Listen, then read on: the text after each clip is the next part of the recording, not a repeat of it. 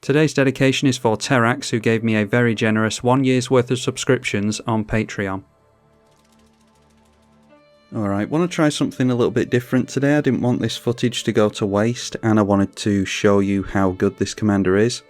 Gone up against the new Ashling a couple of times now, and whilst I, and maybe some of my opponents as well, didn't do too well in the video, the Ashling did. So, like I said, just wanted to make use of the footage and actually show it to you. So, skimming ahead here, we're looking at turn 2, just seeing some ramp. And the Ashling player is filling his graveyard with cantrip effects. So, I'm not sure if he's hunting for things or if he aims to cast those from the graveyard at some point. Turn 3 off the back of the Lotus Cobra sees the Omnath hit play.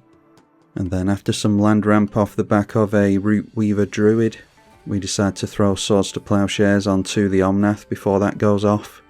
Last thing we want to see is Omnath getting ahead on lands. And so that has Omnath scoop, because of course it does. But it'll make it easier to follow the player that we're here for anyway. Got down a Stormkiln Artist, so he's able to make treasure with the instants and sorceries.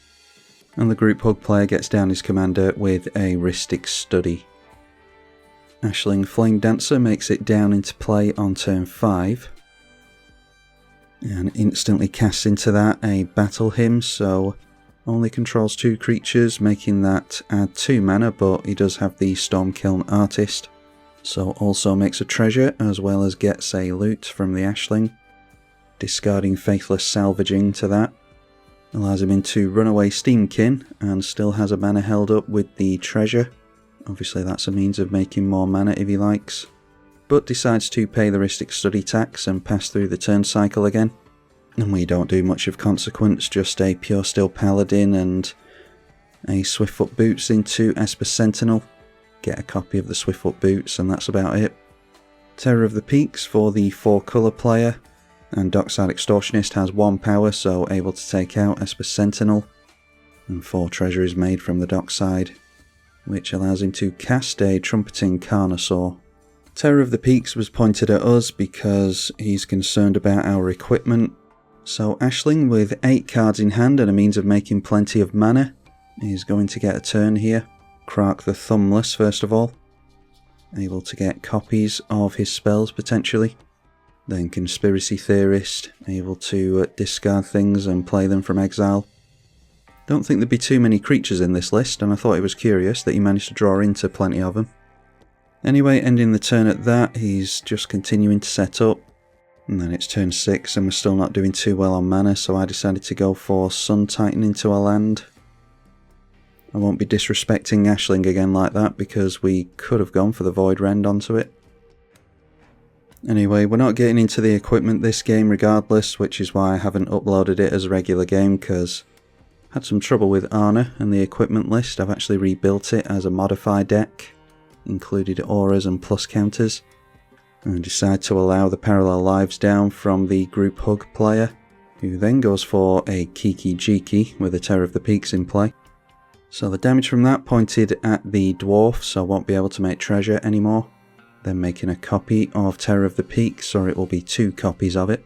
So Terror of the Peaks triggers 4 times, and I think all the damage is pointed directly at us. And then decides to fly in over us, so takes us out there. And then casts a Soul Herder, so he's able to flicker something at the end of the turn.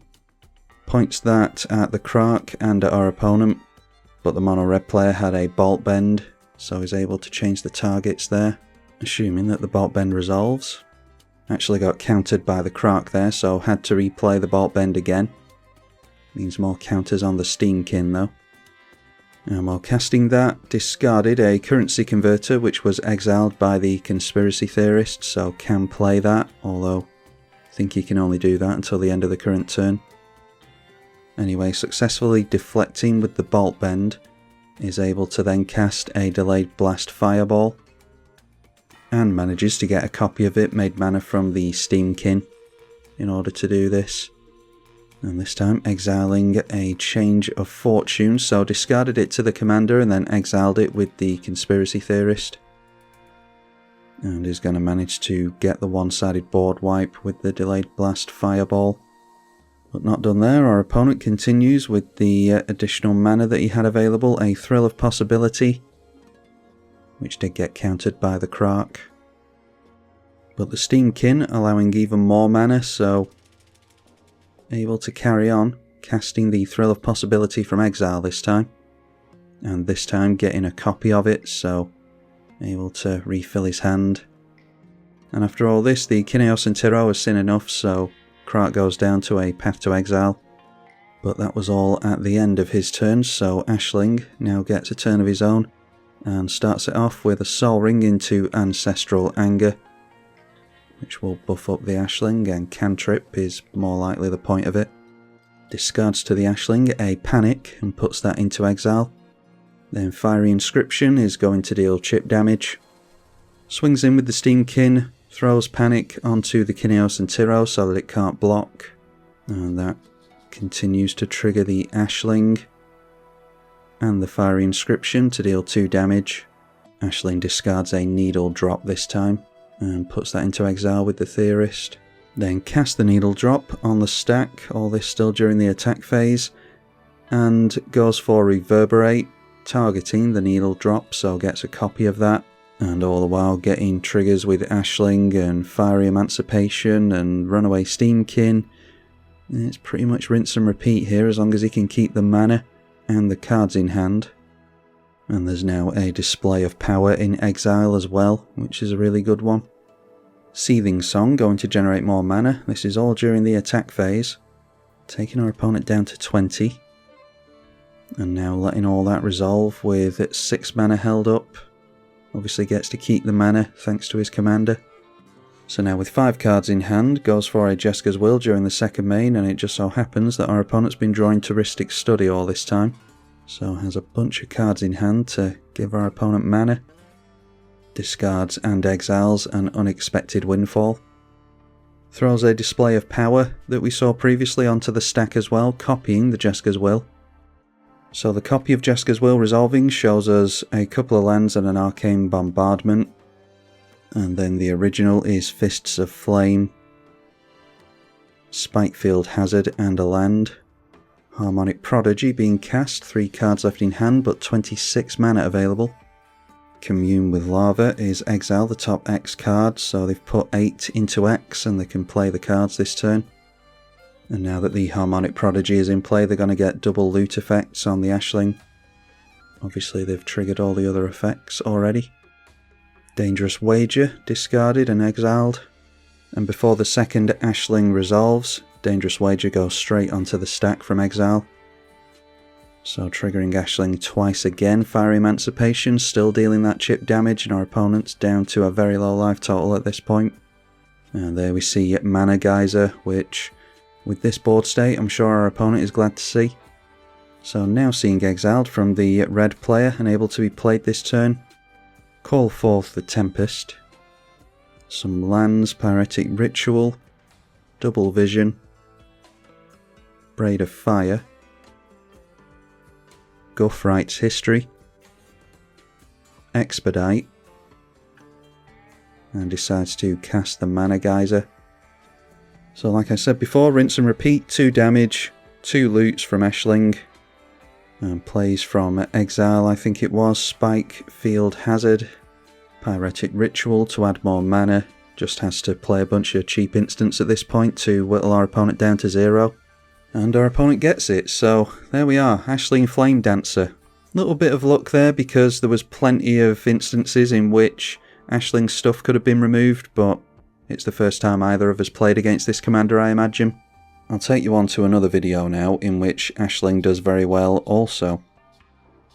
I'm attempting the Necro Bloom this time, but neither of our opponents do particularly well, and neither do we. The Izzet player in question is playing the new Ral Zarek and has already got down Ashling, so I'll hand you over to the live commentary now and hope you enjoy it. A Stormkiln Artist now. Following that up with a Ponder, so going to trigger the Ashling for the first time. Gets to loot and makes a treasure with the Artist. And looting into the bin a Glimpse the Impossible. Has another cantrip spell, so is able to trigger Ashling for the second time, which means it deals 2 damage to each opponent and each creature, which is Not good. No damage going to be dealt to this thanks to the pro red though. Decided to pay for the Phyrexian mana on this as well, so 2 treasure being held up. And a Chandra Hope's Beacon being discarded. Alright, but passing the turn at that. Killian going in at the right again, worried about our opponent storming off, which is a fair enough assessment because this thing will storm off. So there we see a snap going on to the Killian. These two pointing their toys at each other means that we will potentially be able to drag the game out a bit longer for ourselves. Anyway, a treasure and an Ashling. Ral Monsoon Mage coming into play for the first time. So instants and sorceries costing 2 less to cast at the moment, and Frantic Search is just going to cost 1 mana, meaning it actually generates mana here. Discarding Goblin Electromancer to the commander, and then to the Frantic Search, Demand Answers and Seething Song hit the bin. The second instant, a big score, so we'll get to deal 2 damage to everything with the Ashling again, which means unless we can get ourselves into a fetch, the Liliana is nowhere near as good. 3 cards in hand, and there is a pile of treasure here as well. Seize the Spoils was discarded to the big score, and now a Harnfell, so discard a card, exile the top 2 cards and you can play them. Discarding a Chrome Mox. Able to play Highway Robbery and a Tormenting Voice. 1 card left in hand, so we'll be able to generate card advantage. And deciding on the Tormenting Voice, so triggering the Ashling for a 3rd time. And our opponent continuing to take damage to the Ral. Discarding Jewel Lotus in order to exile the top 2 cards again. And then discarding Deflecting Swat. Discarding Misty Rainforest, so we've got our opponent has access to Jeska's Will, the Highway Robbery we've seen, Mana Crypt, Unexpected Windfall. Our opponent may just win here, as boring as it's going to be. A bonus round first of all. I did say that this commander manages to win out of nowhere. Looks like he is winning some of the flips on Ral, but he's deciding to say no to them. It is a May ability, so he's simply deciding to just keep it as a cost reduction on the instants and sorceries, because he is sticking at 18 life. Mana Crypt for even more mana. Tavern Scoundrel takes him down to 0, so when you flip a coin, create 2 treasure, which is good with his commander of course. Highway Robbery, just draw 2 cards if you sacrifice a land to it. And this player decides to scoop, I mean, can't really blame him. So bonus round triggering on the Highway Robbery, and the copy does count as casting, so it triggers the commander and Stormkiln Artist, blah blah blah. Discarding a Thrill of Possibility and an Arid Mesa. Sacrifices an island to the Highway Robbery. And more mana, Mox Amber. Not seeing the storm count here though, it normally brings up a storm count for us. Arcane Signet. And there we are, a Brain Freeze. Target player mills 3 cards. Like I said, I don't know what the storm count is here, but there is a bonus round to consider as well. So there we are, not going to mill our opponent out. That's 3, 4, 5, 11 I think on the stack. But simply using it for the storm casts, I imagine, to get more triggers out of the artist and the Ashling. Now during the middle of all this, exiling the top 2 cards of the library. Discarded a mountain, down to 0 cards in hand again. So now seeing a Lotus Petal and another land. Okay, we've seen lands discarded, Invert Polarity discarded, the Farnell being activated again into Reckless Impulse and a Rhystic Study. And now there's more mana, Mox Diamond, Force of Negation. Yeah, our opponent's trying hard with this list, and Opt. I don't know anything about CEDH, but I wonder if this is looking like a CEDH list with all the low curve cards that we're seeing here. Anyway, cast an Opt, so he's going to get a copy of the Opt. Rite of Flame discarded now, and a Rousing Refrain. Urabraska's hit the bin along with another land, and finally seeing the back of the Brain Freeze, then casting Mystic Remora and Lotus Petal. Hopefully our opponent wins sometime this century. Rhystic Study. Jeska's Will pointed at us, we have 6 cards in hand. Anyway, exiling more cards, we see a Brain Surge. What else is there? Desperate Ritual and a land, I think it was. And then there's obviously, there were 2 copies of Jeska's Will, so going to resolve this one. 12 red mana available. There's a talisman. Mizzix's Mastery is what our opponent might have been hunting for. A brainstorm as well. Plays the talisman. I mean, if he does go for the Mizzix's Mastery, he's probably going to break the client with all the triggers that go on the stack. Baral is in the list, our favourite. Playing Unexpected Windfall and getting copies of that. Continuing to make treasure with the Tavern Scoundrel. Noteworthy's discarded Grape Shot, which might have been able to take myself out of the game. Probably take both of us out if he puts all this in the bin at this point and then goes for the Mizzix's Mastery. Then that'll likely do both of us with a Grape Shot.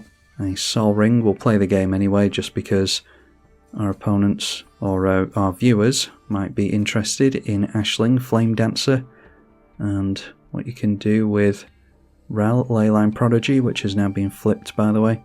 So now seeing a Brain Surge, draw 4, put 2 from your hand on top of your library. So now 7 cards in hand, 13 in the library. A couple of lands have been discarded.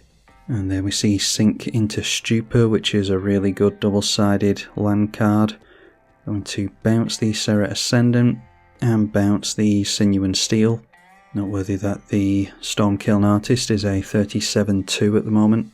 Alright, looks as though the Ashling went down somehow. I'm not sure how that happened. And there we see Mizzix's Mastery. Not sure if the overload cost has been paid there, but if it has, then it probably breaks the client. Yeah, only 28 cards left in the graveyard, so I'm guessing that all the instants and sorceries have been placed into exile.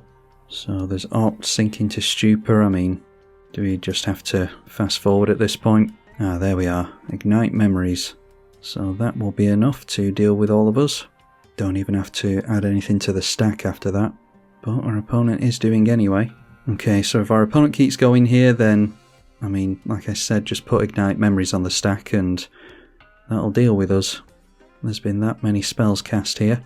Grape Shot will take forever to target, but that would probably do it as well. Alright, so still putting a load of stuff on the stack. I mean, it's just going to take forever, so we'll call it a day there. And hopefully, I'll probably cobble together some videos of what I've got with Ashling Flame Dancer. Haven't played with it, but against it. So those of you who like those storm type builds will probably enjoy this, I hope. That's probably what I'm going to do with this footage. Making lemonade out of lemons and all that. Anyway, shall see you in the next one. Big thank you to Terax for sticking around as well. I'm tribalkai. Thank you for watching.